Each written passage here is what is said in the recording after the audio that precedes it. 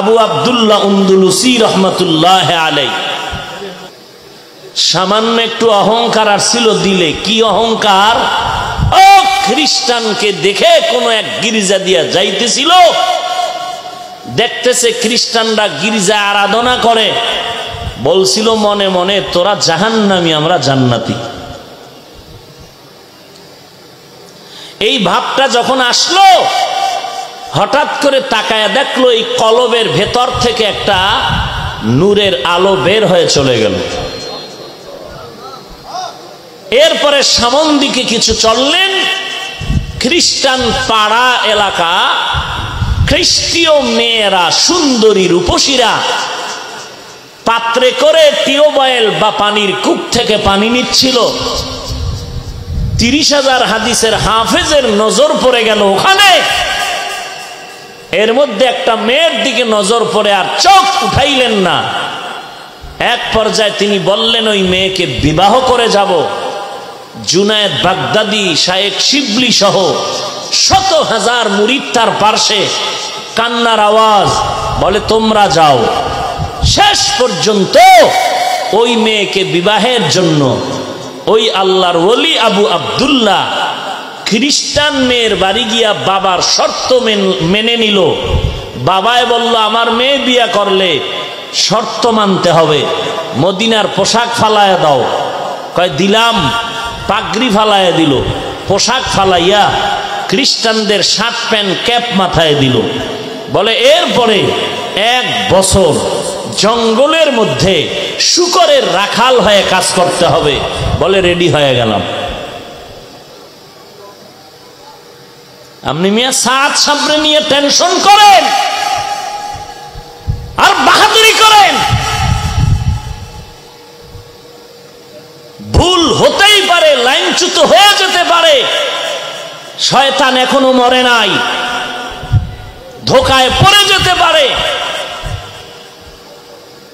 ভুলের ঊর্ধ্বে কেউ নয়, ভুলটা স্বীকার করবা। রাসূল তো নিজেই বলেছেন সমস্ত বনি আদম অপরাধী, এর মধ্যে ওই অপরাধী ভালো যে অপরাধে থেকে তওবা করে। অপরাধ করেছে এটা তো দোষণীয় নয়, স্বীকার না করা দোষণীয়, স্বীকার না করা দোষণীয়। আর স্বীকারটা করতে হবে আল্লাহর মোহাব্বত নিয়ে।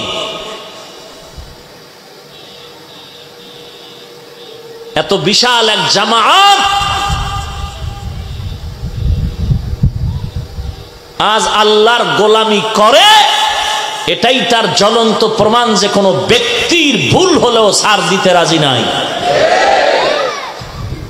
আমরা ব্যক্তির পূজা করি না, আমরা কার ইবাদত করি? তো আবু আব্দুল্লাহর এমন হতে পারলে আপনি কার উপরে ভরসা করবেন? হ্যাঁ করব, আমি পীর মানি, ইমাম মানি, মুরব্বী মানি, ওস্তাদ মানি। কতক্ষণ? কোরআন সুন্নাহর লাইন অনুযায়ী চলবে যতক্ষণ। ঝামেলা শেষ। যেই দেখবো আমার পীর সাহেবের মধ্যে দুনিয়ার লোভ ঢুকেছে, লাইন সারা হয়ে যাচ্ছে, প্রথম হলো লোকমা দিতে হবে। লোকমা যদি না মানে তাহলে আমার ওখান থেকে ফিরে যেতে হবে। এটাই তো নিয়ম। ওস্তাদ নামাজের ইমাম, আমি ছাত্র মুক্তাদি, নামাজে ভুল হতে পারেনি? কথা বলেন না কেন? নামাজেও ভুল হতে পারে। রাহমাতুল্লিল আলামিন নামাজের ইমাম, কোথার ইমাম? কেরাতে ভুল হয়েছে। সাহাবায়ে কেরাম লোকমা দিতে একটু ইতস্ত হলেন, আবার কেউ দিলেন। নবীজি বললেন নামাজের পরে, আমি তো তোমাদের মতোই, ভুল হতেই পারে, লোকমা দিয়ে আমাকে শুধরিয়ে নিতে হবে। আপনি কে? আপনি কে?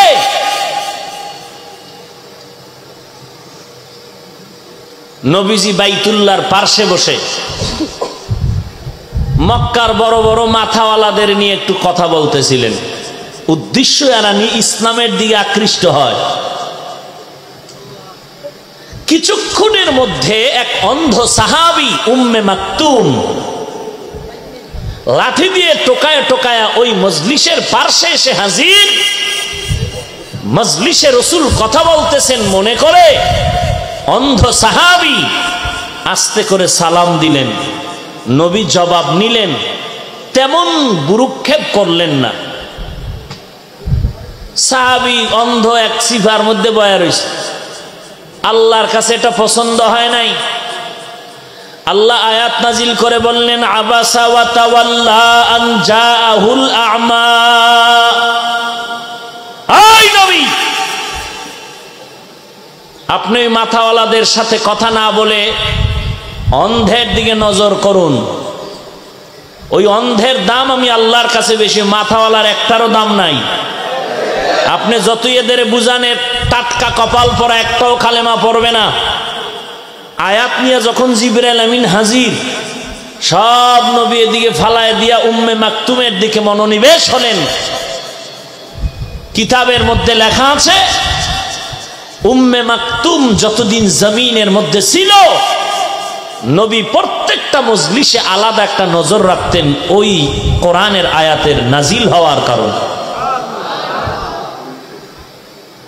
हर के दारात खौफे हक दर दिल मदम जन्नतुल मावा देहद उरा मकाम।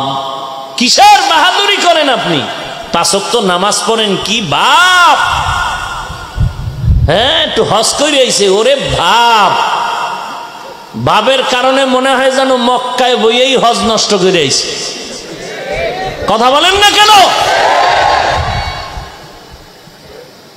হাজি না কইলে চান্দি গরম, আসেনি এরকম হাজি? তো তুমি কেমন কোয়ালিটির হাজি তো বোঝা গেল। 12টা মাস বাংলাদেশে বইয়া এত গালাগালি করে নাই, এত বাজে কথা বলে নাই। মক্কার এই 1 মাসের সফরে ওখানে গিয়া যেই বাজে সময় কথা বইলা কাটাইছে, কারণে তো ইবাদতের টেনশন নাই, পারেই না, কোরআন শরীফ পড়তে পারে না, আরবি বুঝে না। তো এখন এক আলেম মুআল্লিম হয়ে নিস, খানায় ঝামেলা গালি দেয়, খানায় এত দেরি কেন, টাকা না 4 লাখ দিছি, আসেনি? কিতনা বড় বদমাইশ! মক্কার মতো জায়গায় গিয়ে আলেম, যে আলেমের পিছনে অনেকে ইমামের সাথে যায়, সামান্য খানায় দেরি হলো কেন? গরম কি 4 লাখ টাকার, তুমি 3 লাখ টাকাওয়ালারে তুমি ভর্তা দাও, দাও, বাধা নাই, আমারে কেন? এরপরে বন্ধু বান্ধবদের সাথে আড্ডা, গালাগালি, কি হজে আইলাম, এই হজ হবে কবুল।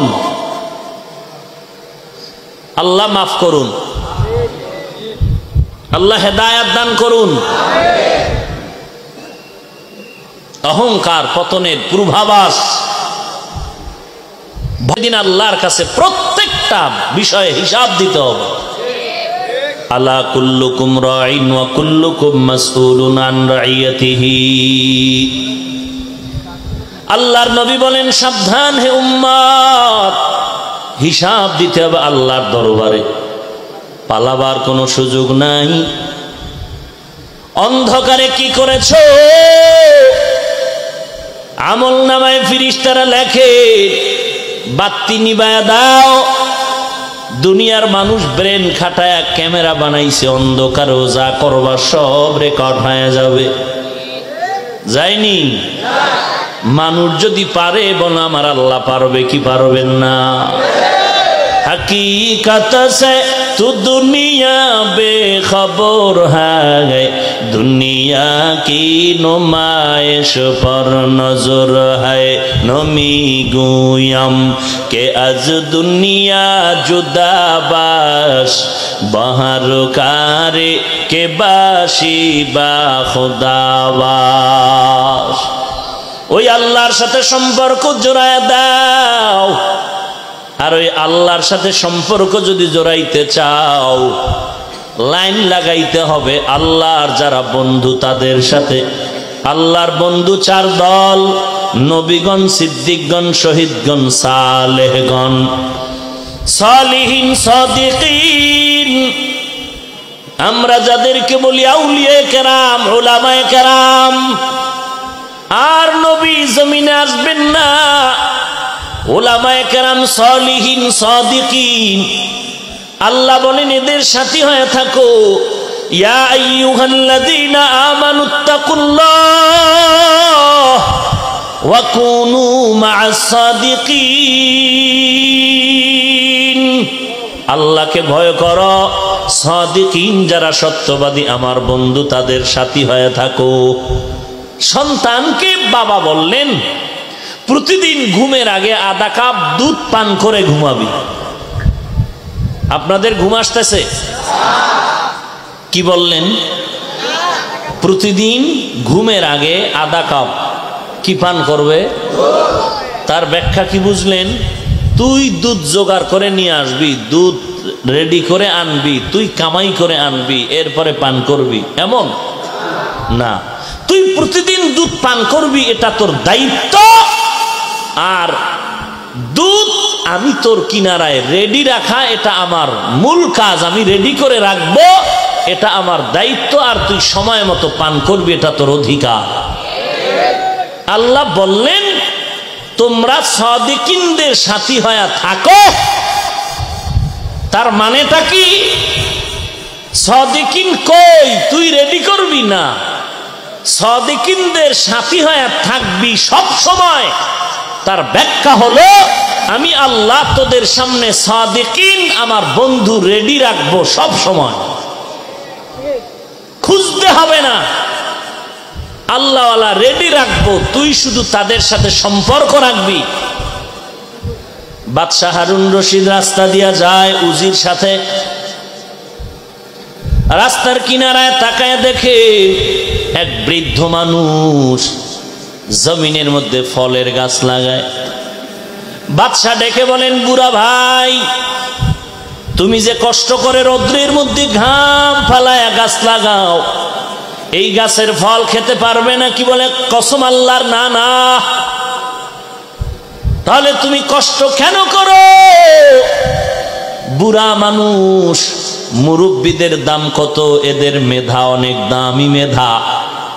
আইএ পাস বিএ পাশের গোষ্ঠী ভালো করে শুনে রাখ, আইএ পাস বিএ পাস করেছো, এখন মুরব্বী মূর্খ মনে করিয়া কোনো কথা বলতে চাও না। আজীবন কথাটা স্বর্ণাক্ষরে পাথরে খোদাই করে লিখে রাখ, শিক্ষাগত যোগ্যতার চেয়ে অভিজ্ঞতার অনেক মূল্য। তুই যোগ্যতা অর্জন করেছো, তোর ডিগ্রির অভাব নাই। ইঞ্জিনিয়ার, সাংবাদিক, কলামিস্ট, কত ডিগ্রি তুই নিয়েছো, তোর এই ডিগ্রির যোগ্যতা তোর বাবার সামনে দুর্বল। যদিও তোর বাবার শিক্ষাগত যোগ্যতা নাই, তবে তার বয়সের অভিজ্ঞতার সামনে তুই হার মানতে বাধ্য। এজন্য মুরব্বীদেরকে লাথি মেয়ে তারায় দিস না রে ভাই। যারা মুরব্বী লাগে না বলে তাদের ধ্বংস অনিবার্য। আখেরাতের লাইনে বলো আর দুনিয়ার লাইনে বলো। এরে নবীর উম্মতের দল, বৃদ্ধ লোকটা জবাব দিয়ে কয়, বাদশাহ, আমি এই গাছের ফল খেতে পারবো না। আপনি বলার আগে আমিও জানি, তারপরও কেন কষ্ট করি জানেন? কষ্ট করার পেছনে কারণ হলো আগের দিনের মানুষে গাছ লাগাইছে, ফল খাইছি আমরা, আর আমরা লাগায় যাব, ফল খাইবে আমার সন্তানেরা। কথাটা বাস্তব না অবাস্তব? বাদশাহ হারুন রশিদ খুশি হইয়া তারে 1000 টাকা পুরস্কার দিল। বুড়া লোকটা কেমন বুদ্ধিমান, কেমন মাথাওয়ালা, ডাক দিয়া কয়, বাদশাহ, আল্লাহর শুকর, দুনিয়ার মানুষ গাছ লাগাইয়া ফল পায় 1 বছর পর, আমি পাইলাম নগদ। বাদশাহ হারুন রশিদ খুশি হয়ে আরো 1000 টাকা দিলেন। বুড়ায় ডাক দিয়া কয়, মানুষের গাছ লাগায় ফল পায় বছরে 1 বার, আমি জাগায় পাইলাম 2 বার। বাদশাহ হারুন রশিদ আরো 1000 দিলেন। উজিরে কয় তাড়াতাড়ি ভাগো। বাদশাহ তাড়াতাড়ি ভাগো, না হয় বুড়ার বুদ্ধির কাছে ফকির হওয়া লাগবে। এরে নবীর উম্মতের দল, বাদশার সাথে যদি তোমার লাইনটা ক্লিয়ার করে নিতে পারো, কোনো ভয় নাই। মাপ দিয়া তোমার রেশন নেওয়া লাগবে না, যা চাইবা তুমি তাই পাইবা। মা তাশতাহি আনফুসুকুম, যা চাইবা তুমি তা পাইবা। ওই মালিকের সাথে সম্পর্ক লাগায়া দাও। এরে নবীর উম্মতের দল, আল্লাহর মোহাব্বতের বন্ধনটা মজবুত করে নাও।